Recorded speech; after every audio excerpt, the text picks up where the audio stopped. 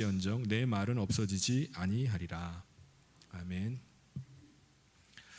제가 이번 부흥사경회를 준비하면서 앞으로 우리 한국 사회가 직면하게 될 문제는 무엇인지, 그리고 우리나라는 어디로 가고 있는지를 좀 연구를 해봐야 되겠다는 생각이 들었습니다. 그래서 미래학자들이 쓴 우리나라와 한국 교회의 미래를 예측하는 그 여러 권의 책들을 이제 서치를 해가지고 그것을 구입을 해서 읽었습니다. 이 책들에서 사용하는 인상적인 용어가 하나 있었는데요. 그것은 바로 확정된 미래라는 표현이었습니다. 우리나라도 일본과 같이 일본의 그 잃어버린 20년을 이야기하듯이 우리나라 경제도 잃어버린 20년이 도래하게 될 것이 확정적이라는 거예요. 그러니까 자산이 급격하게 붕괴하게 될 것이고, 그리고 경제도 큰 위기를 맞이하게 된다는 것입니다. 그 위기의 배후에는 우리나라가 처해 있는 급격한 인구 감소 문제가 있습니다. 우리나라 출산율이 가임 여성 1인당 0.8명인데 이제 모든 전 세계에 가장 숫자가 낮은 숫자입니다. 그러니까 소멸로 들어가고 있는 거죠. 근데 내년에는 0.7로 더 떨어질 거라고 봅니다. 그리고 그 다음에는 아주 보수적인 전망은 0.6명이에요. 그러면 한 해 태어나는 아기가 이제 10만 명 이하로 10만 명대로 이제 떨어지게 되는 겁니다.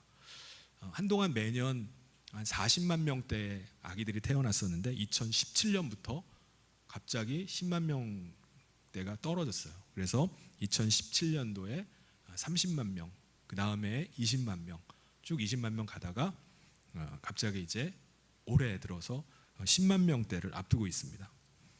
반면에 노인 인구는 계속 늘어나서 10년 후가 되면요, 인구의 30%가 65세 이상 노인입니다. 그러니까 3명 중에 1명이 노인이에요. 다니는 곳마다 다 노인입니다.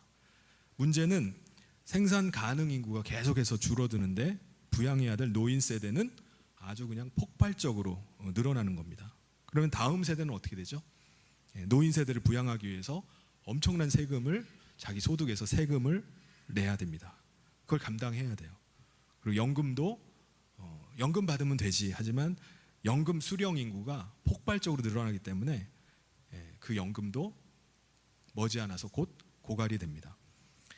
그리고 숨은 복병이 있는데 그게 바로 북한이에요. 이제 북한과의 통일 문제입니다. 통일 대박이라는 말도 있지만은 이게 빚져온 개사할구일 가능성이 아주 높아요. 북한의 붕괴에 의해서 통일이 되든지 아니면 평화적으로 통일이 되든지, 어쨌든 우리나라가 감당해야 되는 통일 비용이 천문학적인 금액이 들어간다고 합니다. 그러니까 독일이 통일했던 그 비용보다 훨씬 더 많은 돈이 든다는 거예요.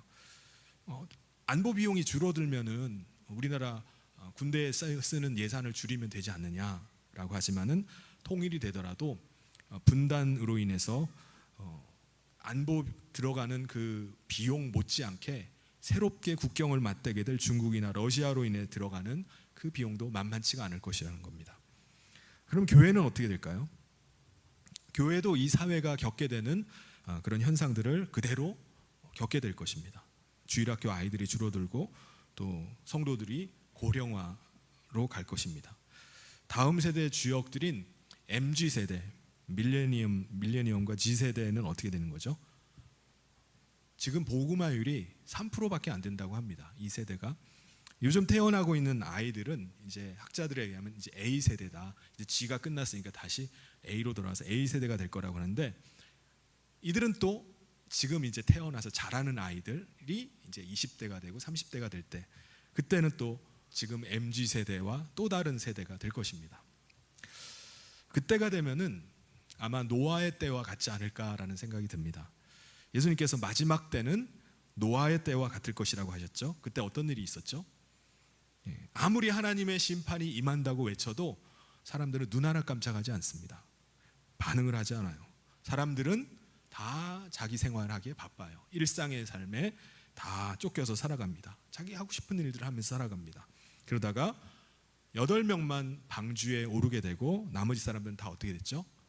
홍수에 다 수장이 되어서 죽었습니다. 아니, 너무 비관적으로 지금 미래를 보고 있는 거 아닙니까? 인류 역사를 보면 좋을 때도 있고 안 좋을 때도 있고 이런 것들이 계속 반복이 됐는데, 아니 지금보다 더 어려운 때도 있었는데 전쟁 직후 얼마나 어려웠습니까? 그런 시절도 다 거쳐왔는데 그때가 되면은 우리가 다 알아서 맞춰서 다 살 길이 있을 겁니다. 맞습니다. 사람들은 어려우면은 어려운 때에 맞춰서 다 살아갑니다. 근데 이 재앙이라는 것은요, 계속 예수님께서 마지막 때에 일어날 재앙에 대해서 말씀하시고 나서 이 일들이 계속되어 왔어요. 그래서 재앙은 마치 뭐와 같다고 그랬죠? 해산의 진통과 같이 찾아옵니다. 아기를 낳기까지의 진통은 여러 차례 계속이 돼요. 제가 지난주에 말씀드렸죠. 저희 셋째 아이를 낳을 때 진통이 이제 집사람한테 온 거예요. 그래서 제가 이제 미리 받았던 그 조산소로 향해서 40km 정도 떨어져 있는 그곳을 이제 조산원을 데리고 갔습니다. 그래서 그때 조산사가 하는 말이 이 정도 진통 가지고는 안 된다는 거예요. 그래서 우리는 여기는 입원이 안 되기 때문에 내일 오라는 거예요. 진통이 진짜 왔을 때, 진짜 진통이 온다는 거예요. 이 정도는 아예 나올 생각도 말라는 거, 안 나온다는 겁니다. 그래서 진짜 진통이 오면은 그때 오라는 거예요. 저는 불안하죠. 이게 언제 나올지 모르는데 또 40km를 또 어떻게 왔다 갔다 합니까?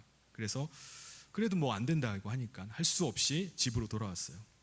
기다리는데요, 그 다음 날 진짜 오는 거예요. 진짜.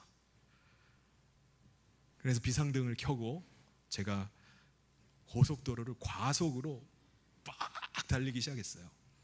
집사람은 진짜 진통이 오니까 얼마나 어렵겠습니까? 힘들죠. 저도 힘든 거예요. 저도 차 안에서 태어나면 어떡하지? 걱정이 돼가지고 참으라고 하고 저는 막 있는 속도를 다 내가지고 이제 밟고 갑니다. 두려움 속에서 계속 기도하면서 갔어요. 태어나면 안 됩니다. 조금만 더. 정말 아슬아슬하게 도착해가지고요, 준비를 해서 출산을 했습니다. 도착하고 나서 한 15분 만에 나왔나? 금방 나왔어요.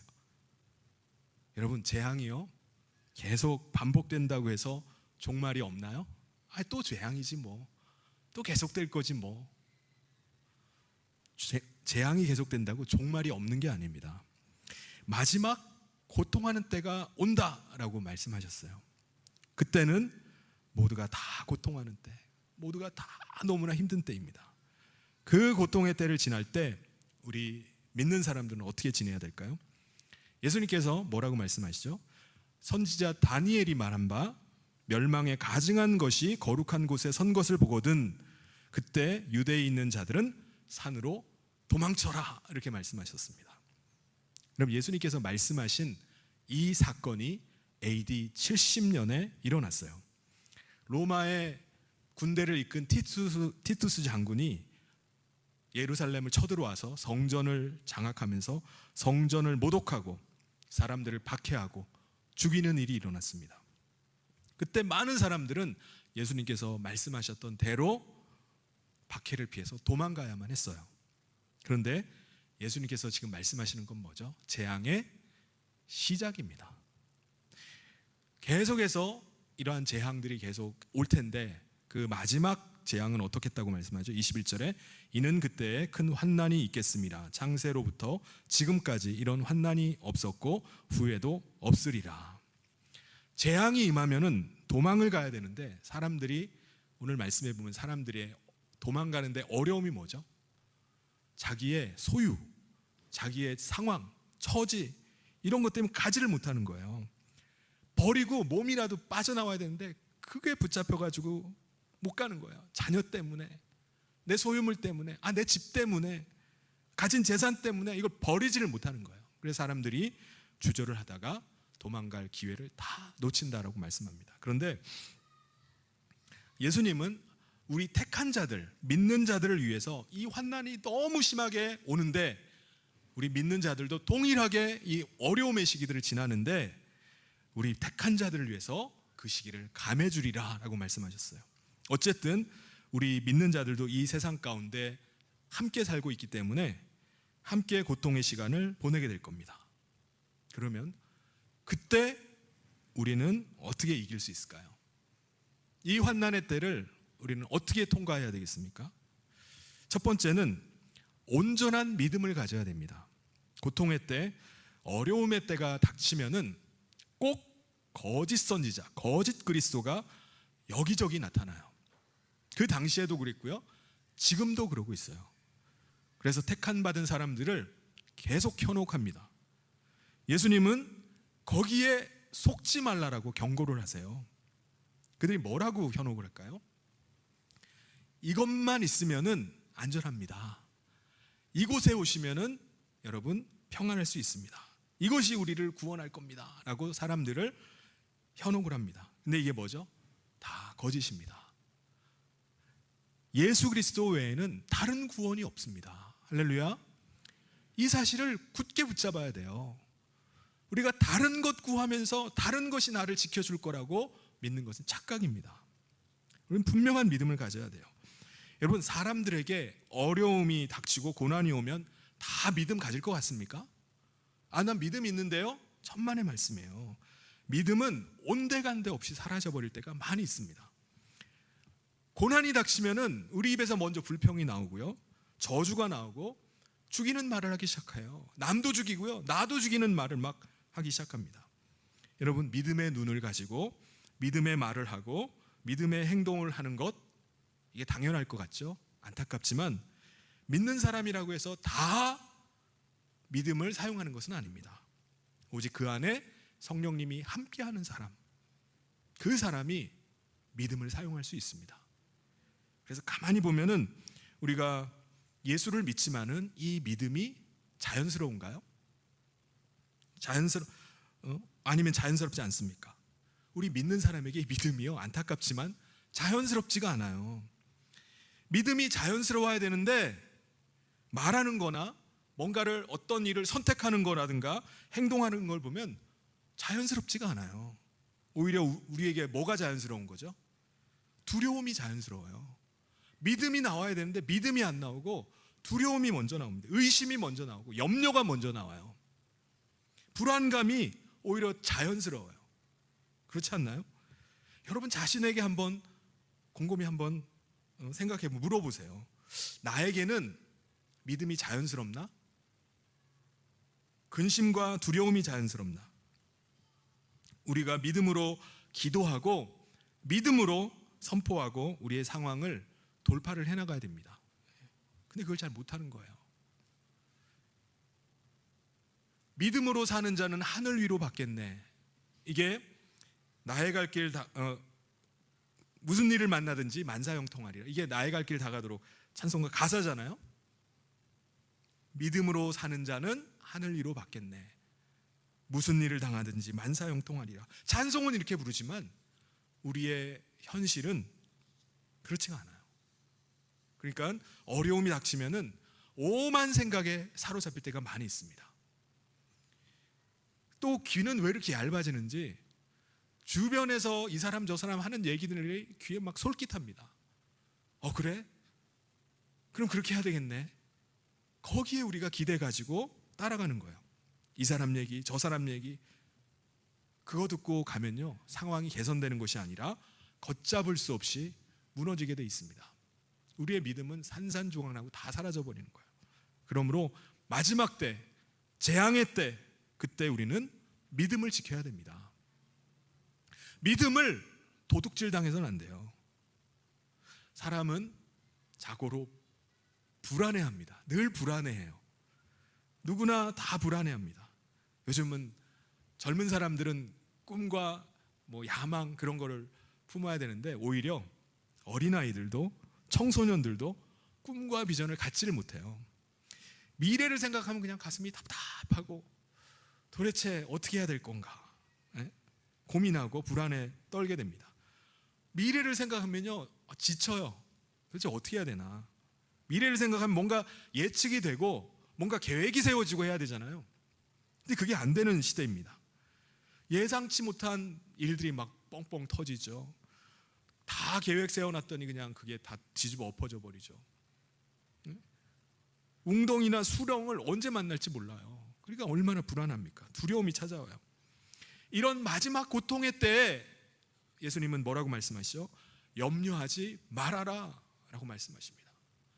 우리에게는 너무나 불안에 떨고 염려하는 것이 너무나 자연스러운데 예수님은 염려하지 말라고 말씀하세요. 마태복음 6장 34절에 그러므로 내일 일을 위하여 염려하지 말라. 내일 일은 내일이 염려할 것이요 한날의 괴로움은 그날로 족하니라. 여기서 예수님께서 염려하지 말라고 하신 말씀이 단순히 우리를 그냥 위로하시기 위해서 너 걱정하지 말어, 너무 염려하지 말어, 그런 차원에서 말씀하신 것이 아닙니다.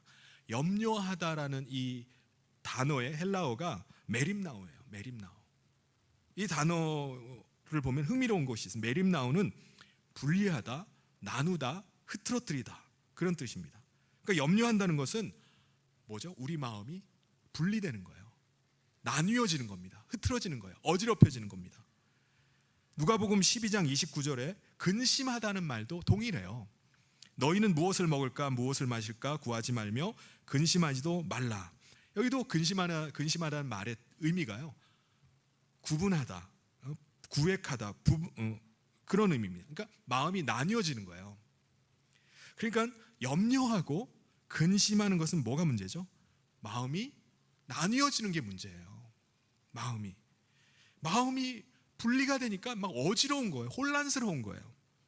오직 일편단심, 나는 예수님만 바라보겠습니다, 어떤 상황이 와도 주님만 의지합니다라고 해야 되는데 마음이 도둑맞아 버리니까 혼란이 오는 거예요. 이 생각 저 생각, 이 마음이 갈갈이 다 찢어져 가지고 너무나 어지럽습니다. 그게 염려하고 근심하는 겁니다.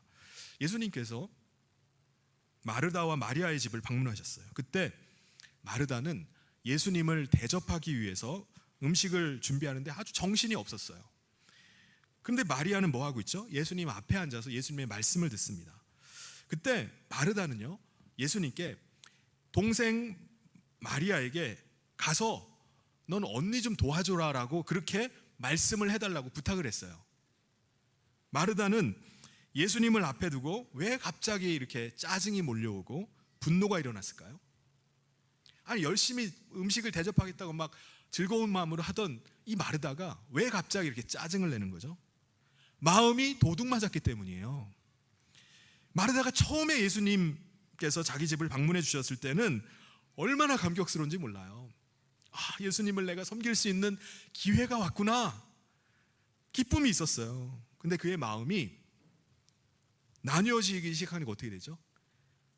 지금 이 상황에서 마리아 저거 지금 뭐 하고 있는 거야? 지금 노닥거리고 있을 시간이야? 예수님이 드실 음식을 잘 준비해야지. 나는 이렇게 고생하는 거 안 보여? 라고 하는 마음으로 갈라지기 시작하는 거예요. 그때부터 근심이 오고 염려가 되기 시작하는 겁니다. 여러분, 우리가 집에 손님을 모시기가 힘든 이유가 뭐죠? 마르다가 염려하고 있는 것과 똑같아요. 마르다가 근심하는 것과 똑같습니다. 아, 집안 청소 어떻게 하지? 음식은 뭐로 해야 돼? 뭘 대접해야 되지? 언제까지 이 모임 시간을 가져야 되지? 등등 마음 써야 될 일들이 너무나 많이 있어요. 그래서 손님을 초청하는 게 기쁨이 아니라 근심입니다. 염려거리예요. 그러니까 손님을 초대 못하는 거죠. 그렇다면은 그 집을 방문하는 예수님의 마음은 어떠실까요? 그 집을 방문하시면서 뭘 기대하고 가실까요? 오늘의 메뉴는 뭐지? 뭘 차려놓을까? 뭐가 맛있을까? 그러고 가십니까? 아닙니다. 예수님은 예수님을 초대한 사람들을 만나서 이야기를 나누기 위해서 가시는 거예요.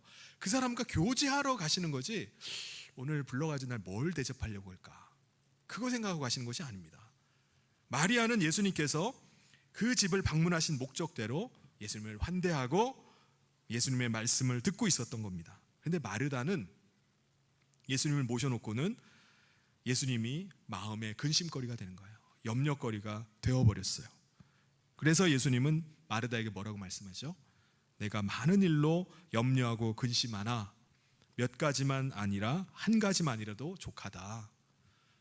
너무 그것 때문에 근심하고 염려하지 말라는 거예요. 예수님 앉혀놓고 지금 왜 근심을 하고 있습니까?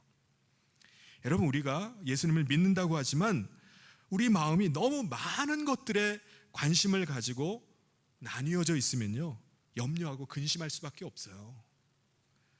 예수님이 내 하신 내 계신다고 함에도 불구하고 염려하고 근심하고 불안해하는 거예요. 그럼 어떻게 해야 되죠? 시편 42편 5절 말씀대로 내 영혼아 내가 어찌하여 낙심하며 어찌하여 내 속에서 불안해하는가? 너는 하나님께 소망을 두라. 그가 나타나 도우심으로 말미암아 내가 여전히 찬송하리로다. 할렐루야.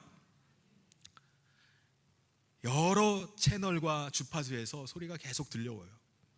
너 이거 잡아야지 살 수 있어. 너 이거 해야 돼. 너 여기 가야 돼. 이거 놓치면 끝나. 이런 소리들이 마지막 때를 사는 우리들에게 계속 들려올 겁니다. 근데 우리는 거기에 귀가 솔깃해서 거기를 듣는 것이 아니라 우리는 한 가지만 들어야 돼요. 나는 예수님의 음성만 듣겠습니다. 여러 소리가 들리지만은 그 소리를 듣고 내가 불안에 떨고 염려하는 것이 아니라 나는 예수님의 음성만을 듣겠습니다. 결심하실 수 있기를 바랍니다. 사랑하는 성도 여러분, 마지막 때에 세상의 허탄한 소리들, 그 소리들의 마음을 빼앗고 마음이 갈라지는 가운데 오직 예수님 앞에 나오고 예수님의 음성만을 듣겠다고 결심하는 현대판 마리아들로 다 일어나게 되는 우리 모든 성인의 성도님 되시기를 주님의 이름으로 축원합니다. 두 번째는요, 이 믿음이 끝까지 가야 돼요. 인내해야 됩니다. 29절 30절에 보면 그날 환난 후에 즉시 해가 어두워지며 달이 빛을 내지 아니하며 별들이 하늘에서 떨어지며 하늘의 권능들이 흔들리리라. 그때 인자의 징조가 하늘에서 보이겠고 그때 땅의 모든 족속들이 통곡하며 그들이 인자가 구름을 타고 능력과 큰 영광으로 오는 것을 보리라. 마지막 때가 되면요, 하늘의 어둠의 권세들이 이 세상의 권력을 잡고 그들이 지배하는 것 같은 때가 있어요. 지금도 마찬가지죠. 보이지 않는 어둠의 권세가 온 세계를 지금 장악하고 있는 것 같이 느껴집니다. 그 가운데 믿는 자들은 계속해서 핍박을 당하고 환난을 당해요. 믿는 자들이 할 수 있는 게 뭐겠습니까? 눈물로 기도하며 인내하는 것밖에 없어요. 세상 사람들은요, 악한 어둠의 권세하에 사로잡혀서 억압당해서 오히려 계속해서 복음을 거부하고 또 믿는 자들을 조롱합니다. 이 상황 속에서 믿음 가지고 사는 사람들이 웃긴 거예요. 어리석게 보입니다. 그래서 그들을 계속 조롱을 해요. 그런데 분명한 것은 뭐죠? 29절 30절에 말씀한 것처럼 그 대단한 하늘의 권능들이라 할지라도 반드시 흔들릴 때가 온다는 거예요. 그때까지 우리는 버텨야 되는 거예요. 그때까지 우리는 뭘 해야 되는 거죠? 믿음으로 인내하는 것이 필요합니다. 이게 마지막 때 필요한 거예요. 나 믿음이 있는데요가 아니라 끝까지 믿는 믿음입니다. 끝까지 믿을 때 바로 역전의 날이 오게 됩니다. 예전에 제가 써야 될 돈이 있는데 이 돈이 떨어져 버린 거예요. 그래서 은행에 잔고도 지금 없지. 이게 어떻게 하나 잠시 근심한 적이 있습니다.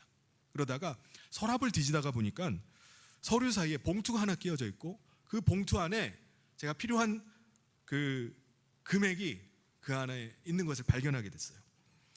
분명히 제가 예전에 넣어놨던 거죠. 예전에 넣어놓은 건데 그걸 까맣게 잊고 있었습니다.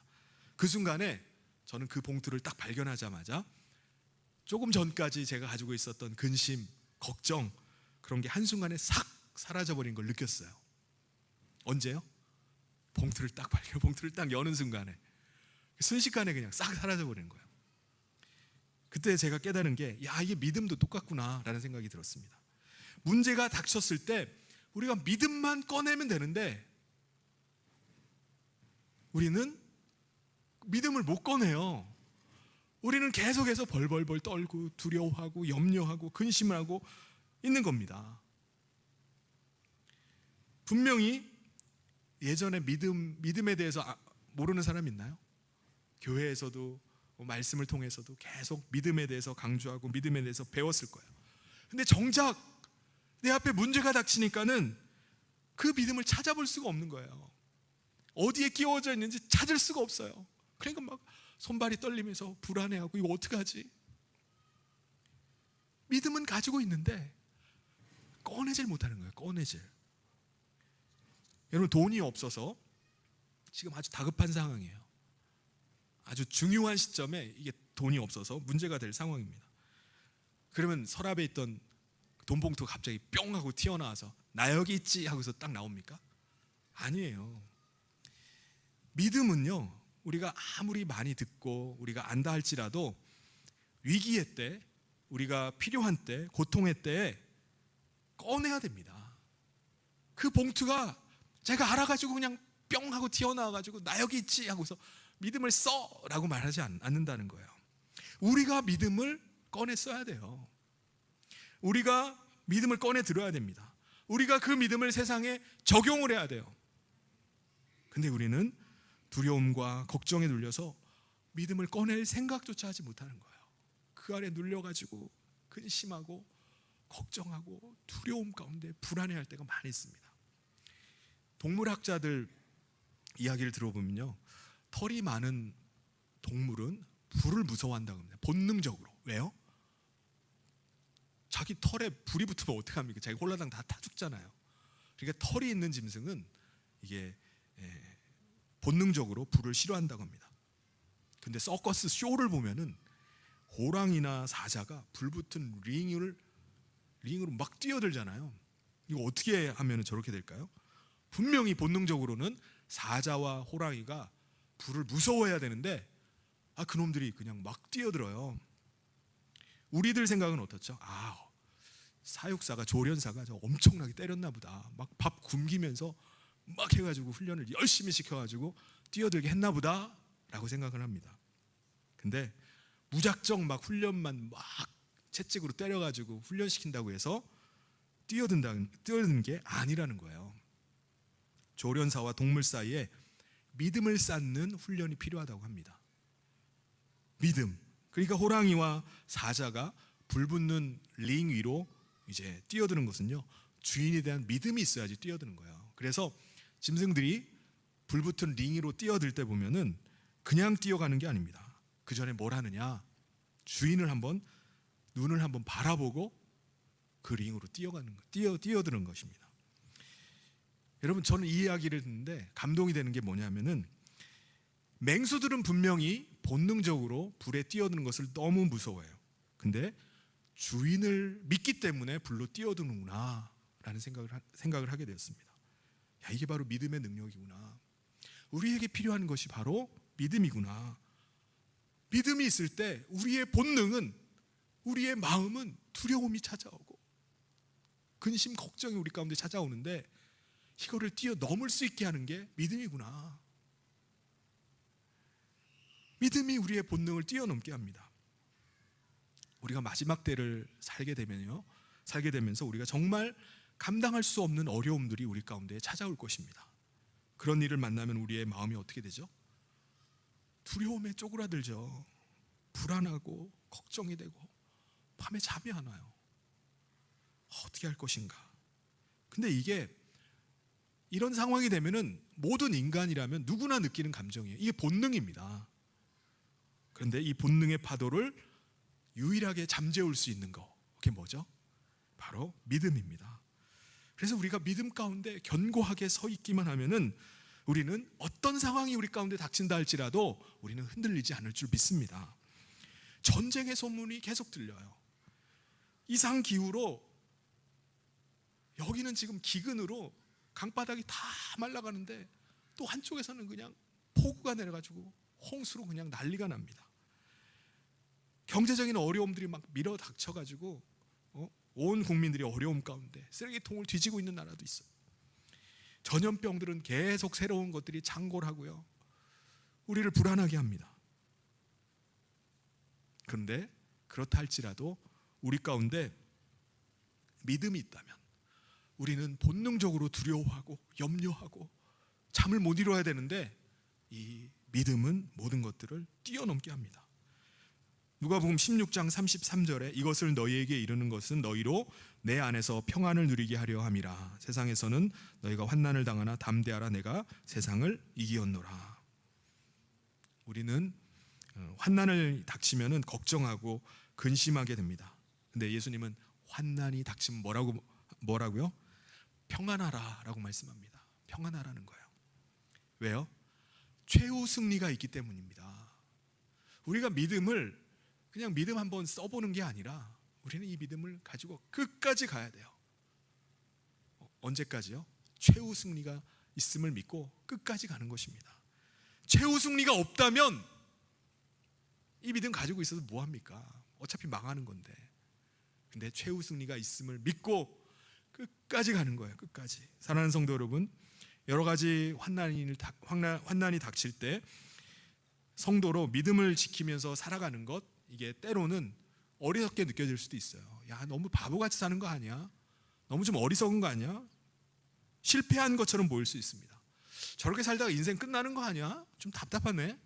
라고 생각할 수도 있어요. 그런데 우리는 마지막을 보는 눈이 있어야 됩니다. 마지막에는 반드시 승리할 것을 믿는 믿음 가운데 있어야 돼요. 할렐루야.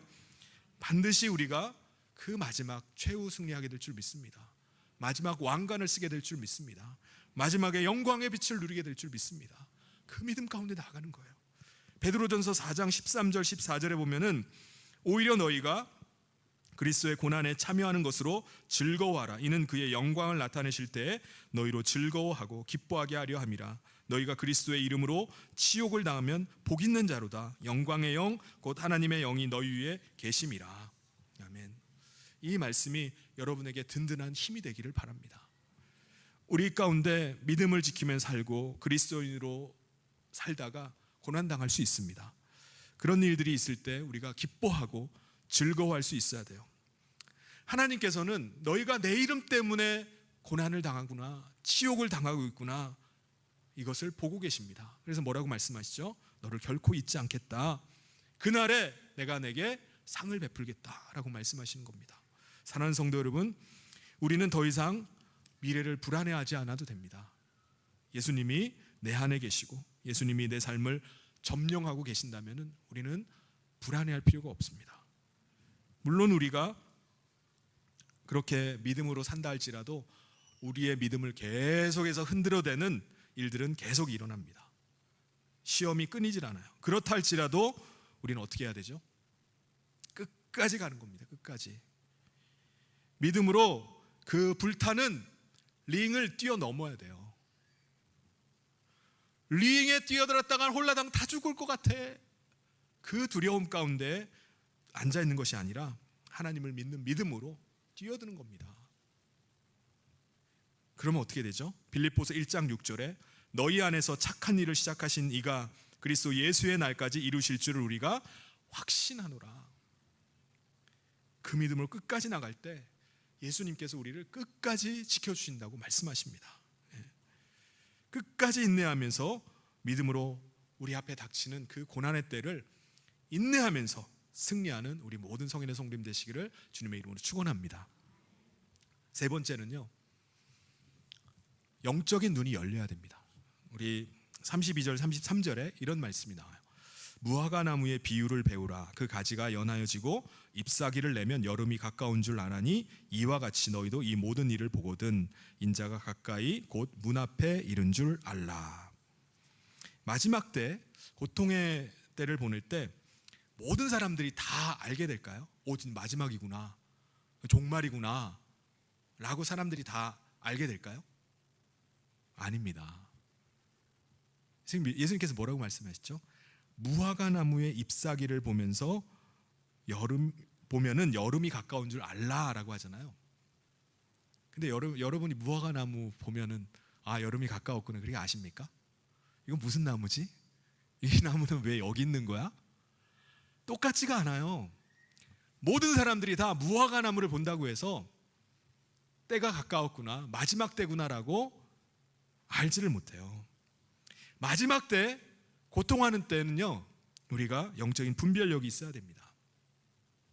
단순히 들리는 얘기, 내 눈앞에 지금 보이는 것만 철석같이 믿고 있다가는요, 낭패를 당하기가 쉬워요. 지금 우리 눈앞에 지금 우리는 세상에 눈을 뜨면서 세상에 지금 돌아가는 일들을 다 보고 살아가요.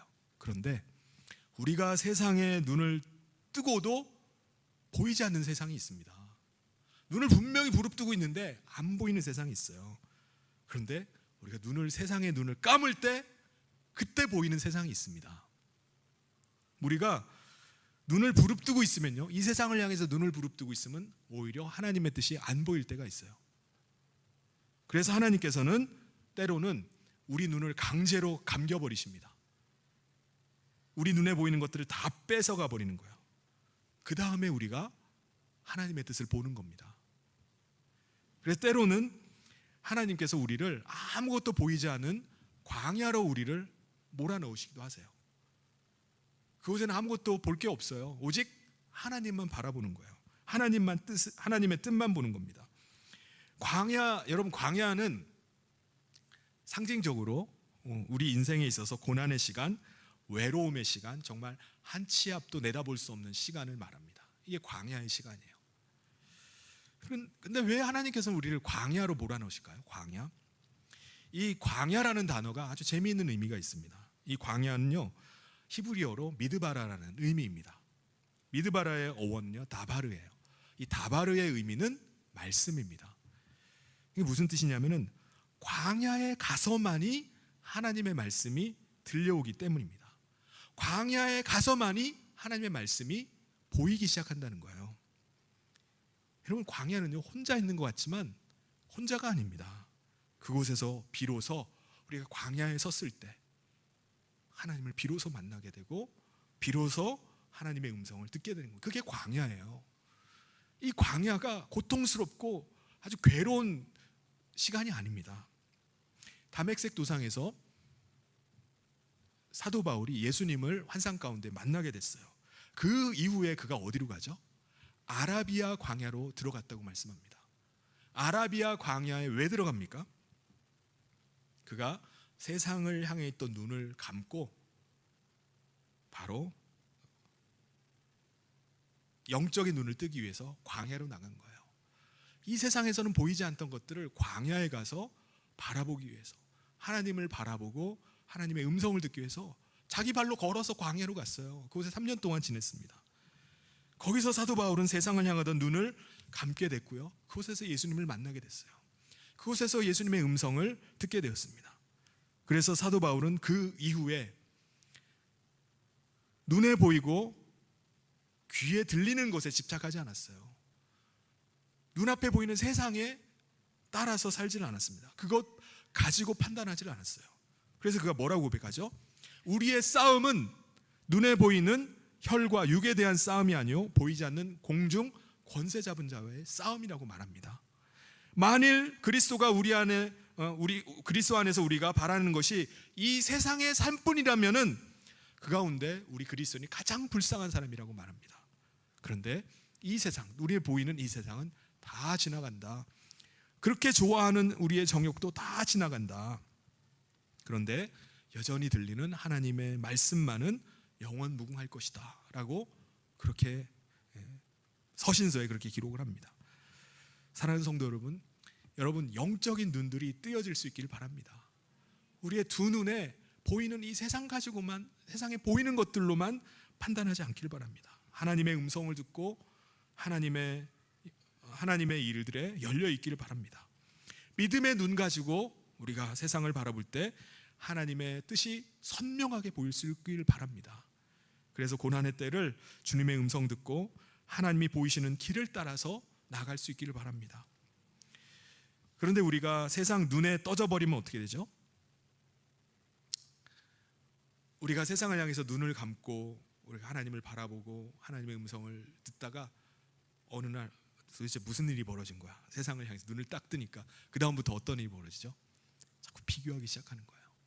그때부터 비교하기 시작하는 겁니다. 남들은 저렇게 사는데 나는 이게 뭐야? 왜 나는 이렇게 살아가야 되는 거야? 그때부터 우리 가운데 세상에 펼쳐진 일들을 보면서 불평하는 마음, 원망하는 마음이 들 것입니다. 주님을 위해서 내가 고난당하고 고통당하는 것이 정말 무의미하고 아무것도 아닌 일처럼, 내가 마지막 날에 상급받아서 뭐해? 그게 무슨 의미야? 자기 스스로를 죽이는 말을 합니다. 여러분, 장례식장에 가면은 입관을 하잖아요.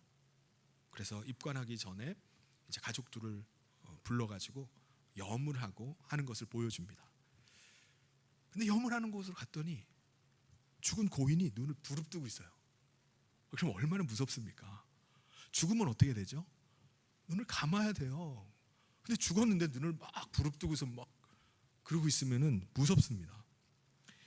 우리가 예수님으로 인해서 내 자아가 죽었어요.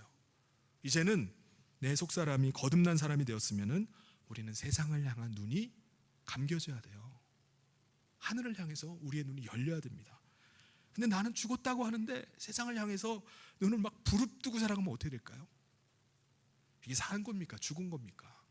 아직 살아있는 거죠. 세상을 향해서 살아있는 거예요. 나는 죽었다고 말하지만 아직 살아있는 겁니다. 세상의 정욕을 향해서 눈을 부릅뜨고 사는 것은 죽은 게 아니라 아직 옛사람으로 사는 거예요. 거듭난 사람이 아닙니다. 근데 그게 우리 자신일 수 있습니다. 지금 설교하고 있는 저일 수 있어요. 이건 정말 두려운 일입니다. 그 사람이 어떻게 마지막 때에 하나님의 뜻을 바라보고 고난을 믿음으로 이길 수 있겠습니까? 세상을 향해서 눈을 부릅뜨면서 사는 것이 아니라 우리는 세상을 향해서 눈을 감고 하늘을 향해서 눈이 열려야 돼요. 하나님의 음성이 들려오고 하나님이 하시는 일이 우리 가운데 보여야 됩니다. 우리 눈에 보이지 않는 하나님의 세계들이 우리 눈앞에 펼쳐 보여야 돼요. 그때 우리는 하나님이 지금 일하고 계시는구나, 하나님이 지금 마지막 때를 준비하고 계시는구나 라는 것을 보게 될 줄 믿습니다. 사랑하는 성도 여러분, 세상을 향해서 눈을 감고 영적인 눈을 뜰 수 있기를 바랍니다. 그래서 믿음으로 이 고난의 때, 고난으로 이 마지막 때의 고난을 믿음으로 이겨나가고 마침내 승리하는 승리의 면류관을 쓰는 우리 사랑하는 모든 성인의 성도님 되시기를 주님의 이름으로 축원합니다.